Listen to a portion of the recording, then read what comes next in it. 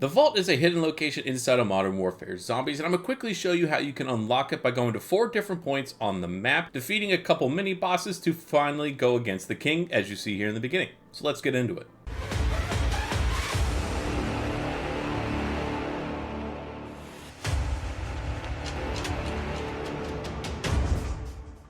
Now this mini Easter egg resets every time you go into a brand new game, just like all the other Easter eggs, but make your way to this manor, which is in the bottom right corner of your map. And from the front door of this location, you're going to make your way to the left, where you're going to see a little alcove with a zip line that you can take down into the basement. Inside this basement, you're going to find a bunch of corridors with a bunch of little random items that you can pick up and sell. Sometimes you might find some good items. I've found some legendary stuff in here before, but make your way over to the right through these doors and you'll find the vault right here, but also you'll see a chessboard in front of the vault. This chessboard actually tells you these 4 locations that you need to go to defeat these different chess pieces. Now these guys are all going to be the mini bosses that I was telling you about, and if you want to look for them more strategically, you can actually follow the grid that you have on your map. It correlates pretty closely. And I say closely because the knight in particular is one that roams around the entire map himself. He'll be in a single armored car with a couple other guys. When you defeat him, you pick up this phone that says sends transmission to H7. These are the phones that you have to activate after you defeated all 4 of these mini bosses. As you can see, he is not close to where he was indicated to be on the map. He does normally spawn right next to the manor, but he does move around as well, so he may be the hardest to find for you. Moving on to one of the guys that's very close to the manor is going to be the Rook, and he's going to be at this point on the far left side of the map inside of this hotel. Now when you actually get to this hotel, the best place that you're going to want to go to get to the Rook as fast as possible is going to be on the back side of this hotel, because it gives you a stairwell that brings you all the way up to the top floor in the roof. Make your way through this entire stairwell and be careful of the landmines that are around this area, and don't go all the way to the roof like I did in this video clip, because that's not where you need to go. The Rook is going to be on the very top floor, and you'll know you're on the right floor when a sentry gun is staring at you down the hallway. Obviously all you have to do is take care of the sentry gun however way possible that you want to take care of it. Also, there's some landmines in there as well, but once you take care of the sentry turret, go to the door just on the right that will be open. You'll find the Rook just chilling there with his sniper. Obviously, after you defeat him, you can take his gun if you want, but make sure you activate the phone to send the transmission to H7. On to the next guy,